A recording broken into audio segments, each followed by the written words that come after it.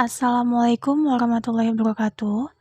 Baiklah, saya Elvi Indriani, NIM 1930402022 akan menyampaikan materi ekonomi pertanian mengenai prinsip-prinsip ekonomi dalam usaha tani. Yang pertama, tentang definisi usaha tani. Usaha tani adalah kegiatan mengorganisasikan sarana produksi pertanian dan teknologi dalam suatu usaha yang menyangkut bidang pertanian. Selain itu, usaha tani bisa juga dapat diartikan sebagai suatu bentuk himpunan dari sumber-sumber alam yang terdapat di tempat itu yang diperlukan untuk memproduksi pertanian seperti tubuh tanah dan air, perbaikan-perbaikan yang telah dilakukan atas tanah itu, sinar matahari, dan lain sebagainya.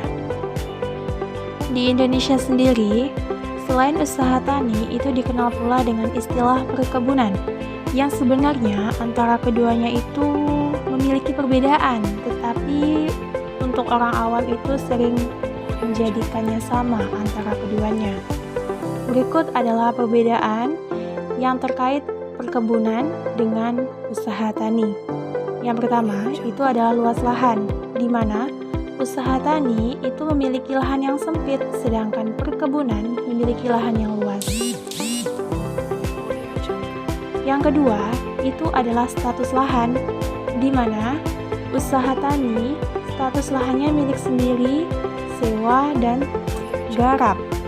Sedangkan perkebunan status lahannya itu adalah memakai hak guna usaha atau HGU dan biasanya dimiliki oleh swasta. Yang ketiga, perbedaannya itu adalah pengelolaan, di mana usaha tani dikelola secara sederhana, sedangkan perkebunan itu dikelola secara kompleks atau lebih kompleks, lebih lengkap daripada pengelolaan dari usaha tani. Yang selanjutnya itu adalah jenis tanaman, di mana usaha tani jenis tanamannya itu campuran atau monokultur pangan, sedangkan perkebunan itu tanamannya berupa perdagangan monokultur. Perbedaan yang selanjutnya itu adalah teknik budidaya. Usaha tani secara sederhana, sedangkan perkebunan itu mengikuti perkembangan teknologi. Perbedaan selanjutnya itu terdapat pada permodalan, di mana usaha tani itu permodalannya itu lebih banyak ke padat karya. Maksud dari padat karya itu lebih menggunakan tenaga manusia daripada tenaga mesin. Sedangkan perkebunan padat modal dan padat karya. Jadi tidak hanya terfokus pada padat modal atau lebih banyak menggunakan tenaga manusia, tetapi diimbangi atau dibarengi dengan padat karya atau penggunaan teknologi dan mesin-mesin. Fungsi produksi. Faktor produksi adalah suatu bagian fungsi yang ada pada perusahaan yang bertugas untuk mengatur kegiatan-kegiatan yang diperlukan bagi terselenggaranya suatu proses produksi. Dengan mengatur kegiatan itu, maka diharapkan proses produksi akan berjalan dengan lancar dan sesuai dengan yang diharapkan, yang akan bermutu tinggi sehingga dapat diterima oleh masyarakat pemakainya.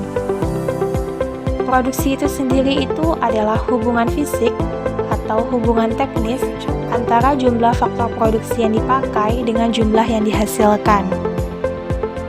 Faktor produksi adalah segala sesuatu atau sumber-sumber yang digunakan dalam suatu proses produksi untuk menghasilkan barang dan jasa secara terus-menerus. Faktor produksi utamanya itu ada lahan, modal, tenaga kerja, dan kewirausahaan. Faktor-faktor produksi yang digunakan dalam proses produksi itu dibagi menjadi dua. Yang pertama, itu adalah faktor produksi tetap. yaitu faktor produksi yang sifatnya tidak habis dipakai dalam satu periode produksi serta relatif tidak dipengaruhi oleh jumlah produk yang dihasilkan.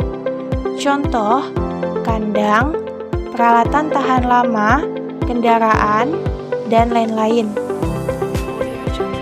Faktor produksi yang kedua itu adalah faktor produksi variabel, yaitu faktor produksi yang sifatnya itu habis dipakai dalam satu periode produksi, serta besar penggunaannya itu sangat berkaitan dengan jumlah produk yang dihasilkan.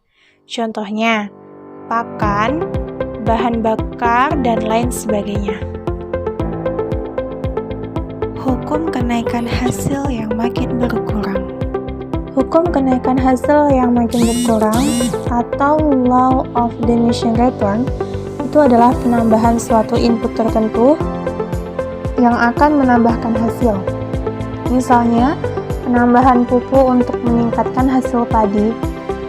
Penambahan pupuk selanjutnya itu akan menaikkan hasil lebih lanjut. Akan tetapi, penambahan hasil pada penambahan pupuk yang kedua tidak sebesar penambahan hasil pada pemupukan yang pertama. Demikian, apabila penambahan pupuk dilakukan terus-menerus, maka penambahan hasilnya akan semakin berkurang dan pada saat sampai suatu titik tertentu, hasilnya tidak naik lagi melainkan menurunkan.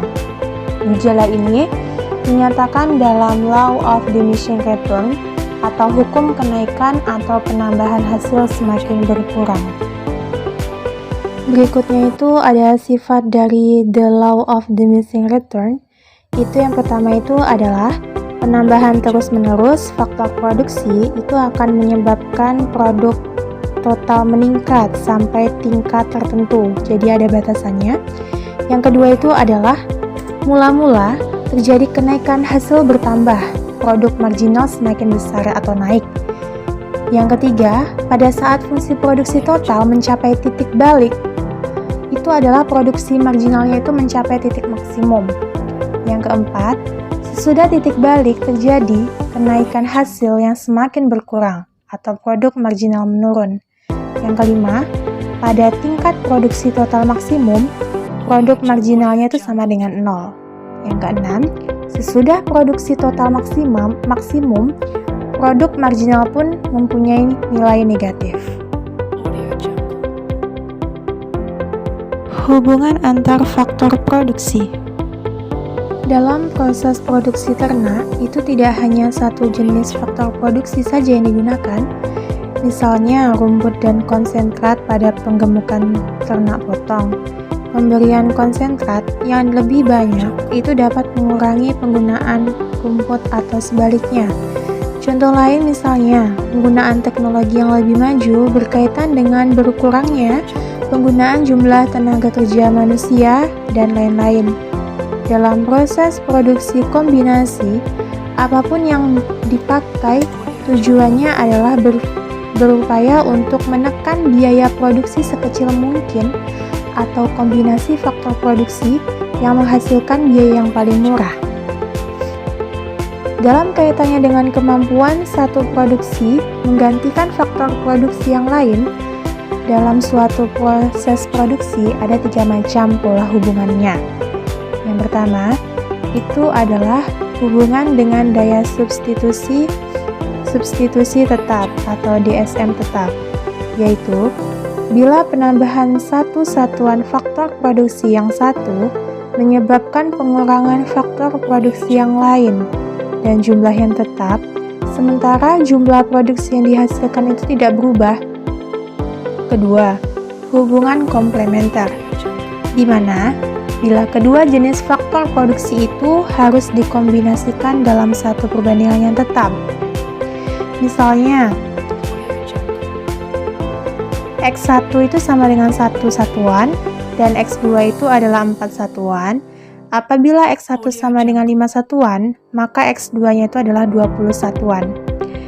Yang ketiga, itu adalah hubungan dengan daya substitusi yang semakin berkurang, di mana apabila dalam kondisi ISO produksi, penggunaannya jumlah faktor produksi yang satu itu dapat digantikan dengan faktor produksi kedua dengan penggunaan yang semakin kecil. Hubungan antar hasil produksi. Dalam kegiatan usaha produksi, itu sering menghasilkan tidak hanya satu macam produk saja, tetapi beberapa produk yang dihasilkan dalam satu kali proses produksi. Seperti usaha ternak, sapi perah itu dapat menghasilkan susu dan diiringi dengan dapat menghasilkan daging sekaligus.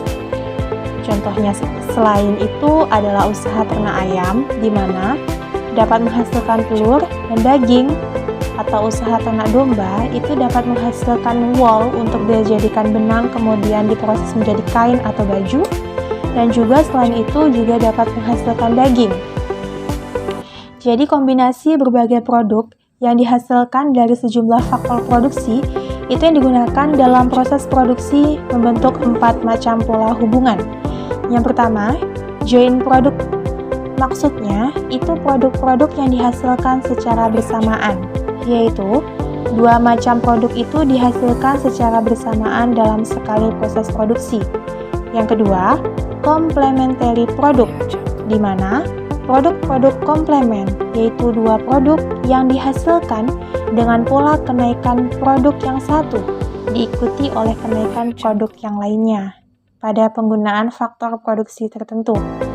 Yang ketiga, supplementary product, produk-produk suplemen, yaitu bila kenaikan produk yang satu itu tidak akan mempengaruhi produk yang lain dalam satu proses produksi. Yang keempat, ada kompetitif